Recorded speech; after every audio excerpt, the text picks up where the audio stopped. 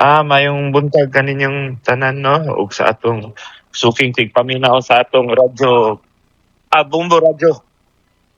Councilor, thank you so much for joining us here sa Bumbo Radyo Maleblay again. So, maayong buntag di kanimo. Councilor, di ta maglangad kay kagabi isa, nainabi pud namo ang kaniang tag-iya diya sa Westland Flower Farm. O, pinaagi diya ni Sir Jun Ray Ruiz Perales.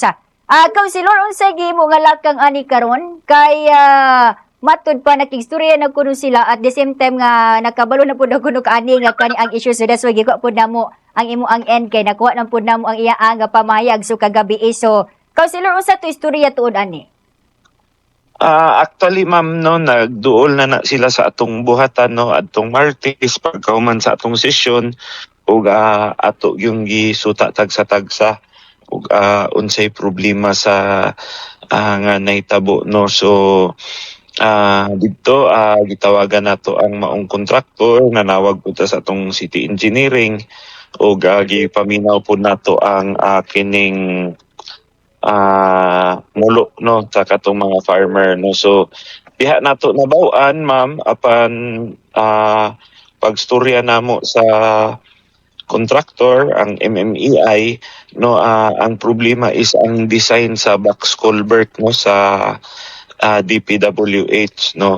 Gamay kaayo unya dako kaayo ang tubig, no. So karong umaabot nga Martes, nagstorya mi sa Montes Claros Construction Corporation ug pagabuhatan nato og resolution ngadto sa DPWH nga instead box culvert ila kining i-convert into tulay ang ato ang area dito, no, samtang wala pa kini na simento kay para mabutangan nila og budget, no. Dili ni siya madali nga pagkuan sa problema kay budget man ni sa construction atong ang iyon sa DPWH. So diha nga dayon ma-address nato ang problema nila. So sa pagkakaron akong gihangyo pud ang buhatan sa atong city engineering, nagkasabot naman mi sa mga farmers dito nga apektado nga pagakalutan lang sa ang suba temporarily nga malahuman lang, makuhaan lang, murag madisilt lang sa siya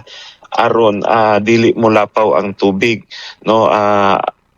Naapod sila gilista pod nga mga damages nila, ato kining ipaabot sa atong pinalanggang mayor, no. Ugma sa Friday kay atong mayor kasamtangan tuwa sa Manila na sila'y meeting sa central office sa DNR. So kina atong paningkamutan karong Tuesday nga mapasa ug ma-approve pod kauban sa atong 10th SP. Councilor, dugay na ba ni nga culvert diha kani diha sa Barangay Dalwangan? Actually, ma'am, no, kani siya actually kuan man ni murag part man ni siya sa atong Sawaga River. So bag-o pod ni nga box culvert gani bag-o pa gid ni nahuman, no. So siguro during inspection gamay ang tubig, no. So base naka-desisyon pod ang atong DPWH nga maulang na ang box culvert ibutang, pero gani sa akong giingon nga resolution na nato nga i-convert na lang siya into tulay kay og kana padayon gid na nga problema, no, kay dako man ang volume sa tubig nga gaagi. Pero councilor mo ni ang first unang higayon ni nga nahitabo ni nga dako kay kuan damage sa gibanlas nga kani ang mong area? Yes, ma'am, no, kay sa una open man na siya nga area, murag spillway raman sa akong pagsabot sa ilaha, mao nang wala gyud nahitabo nga baha diya sa ila kay tuloy-tuloy man ang flow sa tubig, pero karon nga ilahan ang butangan og box culvert, so medyo nalimitahan ni ang pag-agi sa tubig. Sama kini nahitabo, ma'am, dito sa Managok, no, og nadumduman ninyo nga nabahaan pud sila miaging simana, pipila ka simana nga naglabay. Atong nasuta pud dito nga ang box culvert yapon ang problema nila. So kato siya uban ang kaning sa lower damitan, mao ni sila ang part sa atong resolution nga iduso sa DPWH aron mapulihan kini og tulay. Councilor, unsa ka tinuod ingon aning tag-iya nga wala kunoy kani abang nahitabo nga konsultasyon ngadto na sa ila panahon sa wa pa ni giinstalar ang kaniang maong box culvert diya sa mong area? Dili ko ka comment ana ma'am no kay sa akong nasayran ang kanang maong project manggod diha sa Lower Damitan. I think national na nga budget no kay through DPWH man unya dili po na giagi sa ato sa syudad sa Malaybalay.